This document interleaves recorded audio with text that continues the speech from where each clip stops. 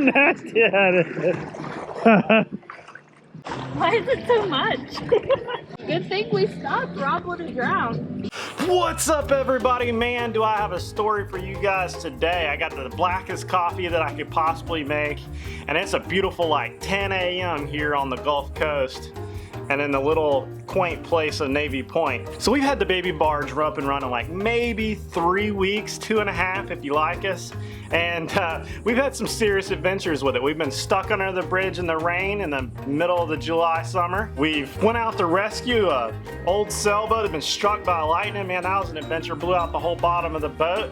And today, man, I gotta tell you about the latest. The latest that happened. If you guys ever been out Pensacola here, you know there's a little chain of islands. It's a little piece of paradise. I mean, like right smack in the middle of the Emerald Coast. It's like island hopping anywhere else in the world. This Sunday we decided to put the John Boat Mafia in the water and see what kind of trouble we could get into. See, Bob's got a little 12-footer that can just about go in any water in America and came from Academy. And we've got the Baby Barge, which if you run her right, you can get through some pretty cool stuff. So the rain finally left us alone so we could get out to Fort McRae. And if you ain't never been to Fort McRae, well, this is party paradise on a sliver of sand inside of a sliver of sand. And it looks like something out of Pirates Cove. You can only really get there by boat. You can't get there any other way, so it's kind of like a boater's paradise. So we headed out there and we thought the water was calm enough for us to get there, and I think, you know, we hooked that right past White Island, went around the bend, and we battled our way all the way to Fort McRae where the water is pretty and the boats are a mini. And boy, did we look like class showing up there. It was like Navy Point came in true colors. 2 John boats strutting right down through the middle of all these, you know, $200,000-$300,000 boats. Everybody waved at us. Hey bro, we're on the same water. You know, we're still doing the same party here. The Navy Point Mafia's arrived, Rob. Got a little worried about you when you throttled down. We parked them and Rob's was about half full of water, so we had to drain it out. We stayed, toured the land, and this place is beautiful. You gotta see this place. We're out here at Fort McRae, climbing to the top of the dune. Try to see everything. So cool. Usually they put a slide out here going down the sand all the way to the bottom. All the way. Oh, that's cool. Check out over here. Look at that. It's like all the boats just anchor up out here. You gotta see this place, and I had to show it to you because I don't think anybody's really made videos on this stuff. This is like, you gotta be a local to know the paradise spots, okay? What do you think, Samantha? Where are we at? Fort McRae. You like it? Yeah. And a lot of people camp out there with their sailboats. Found some fellow John boaters, but did they cross the big water? That was Rob's question. We came all the way across the bay. Well, not all the way across, but tenth the way across. There's a couple little like secure spots where the wind and everything, kind of the sailboats and stuff are kind of protected by, so you can kind of moor up in there. And that's what a lot of people do, and it's pretty awesome. But here's where the story gets good, let me tell you. So we decided to get on out of there. We had been there like maybe an hour and a half, and the wind was starting to pick up, and you can see them squalls on the horizon, and you're like, oh, hey bro, we gotta go. That sucker's at the 3-mile bridge, and we gotta get on back to Navy Point before it gets nasty. But we didn't quite do that, because we got halfway across the pass, and Craig thought it was a great idea to jump out of the boat.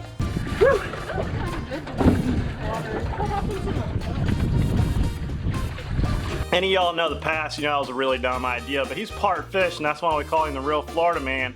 And he decided to just swim around. I had to really jump on Samantha to keep her from getting out there, but she got out there anyways, didn't listen to me. I gave her down in the country about it. Just, you know, hey, be on the water like I do all the time, you know better than jump out in the pass. I mean, that water is just dangerous. But you know, sometimes people just don't listen to me.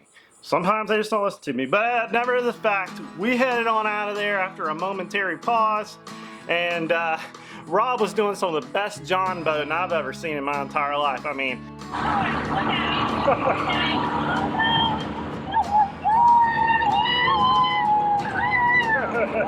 it was starting to get thunderous out there and a little choppy, but Rob, what'd he do? He settled right into the wake of our boat, kept the nose up on that John boat. I mean, this thing's like 12 foot if you like it, loaded down with a cooler and gas and all kinds of stuff. But you know, like when you run a John boat like this, but if you pop the nose up like this and you just kind of beat the waves, you can do some miraculous stuff with a John boat if you know what you're doing and you stay right into the waves. And he did that all the way back. Water was just spewing all over the top of him. And I think by the time we got to White Island, his John boat was pretty much full of water, let me tell you. We had to empty it for the second time of the day. You were looking a little wet there, Rob. How'd you run, Rob? Looks like you got a little water in the El Bote there. Water. Man, you were doing some work out there, son. The whole time I was like watching him, and I was like, Rob's got it, nose up, into the wind. He's got this. Yeah, some leaf fills in there. It's that bay water. Look how nasty that is. Man, look at that prop. It's a lot of bay water, Rob. Rob, you almost sank. Are you getting that, Jack? Yeah. Rob almost sank. Why is it so dark? Why is it so much? Because I got a lot of leaf debris and all kinds of dirt. That's called running the gun, son. Good thing we stopped. Rob would have drowned. Good thing he found this.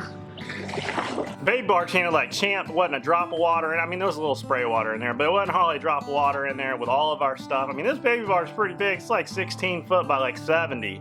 It's wide. It might be 60. I don't think they make these kind of anymore. This is back when they made real John boats, okay, back in the 60s. This is where the story culminates. Is that a word? It's where it gets to the top of the story. And we had run through that hard water the entire time. We probably got like maybe 10 hours on this motor. And we get back to the Navy Point boat ramp and we're pulling this thing in. I mean, right between the uprights. There ain't nothing wrong. We didn't even get out of idle. And you know, all the guys standing on the boat ramp that would, you know, point the finger at you if you did something wrong, well, they looked at us too like, bro, you did that just right. It was not one thing wrong with that parking. But when we pulled it out, see you later. Hey, you're missing a prop. A prop? There's no prop on your motor. I'm dead serious. Oh, the prop was gone. I mean, that sucker had fell right off. When did it fall off? Well, I think somewhere in between the end of the Navy Point boat ramp and the trailer. You're right. They go right there in the water and go swimming. Our mask? Craig, there's no prop. No prop. It's right. I didn't hit anything. You saw me pull up. So we went snorkeling trying to find it because that thing's like 150 bucks. But no, we had done run our luck out running the gun out there in the bay. Well, that's when it comes off. It's reversed. And it's aluminum, isn't it? Yeah, oh yeah. Because I got a magnet. It's deep too. He lost his deed. He put it in reverse right before he hit the trailer. Yeah, I put it in reverse like right here. Yeah. I mean, we ran that thing like 10 miles and that prop didn't fall off. That we couldn't find this prop. The Carter key, hey, let me tell you about this. So what we came to figure out was that the dealer that sold us the boat motor, okay, did not put a Carter key in the nut on the back of the prop. So when we put it in reverse, the nut spun off. There goes the $150 prop. But I will say this, we weren't able to find it, but they warrantied the prop. I was proud of them. I didn't know they would do that because literally we'd been on it twice. Brand new engine, which I told y'all we couldn't find one, but we found one. It was a tough one and I think we overpaid for it, but we got it. And we've been having a lot of fun with it, and 20 horses will push all of us and our gear with the vigilance. Okay, I don't even know if you can use that word like that. But man, that was a fun adventure.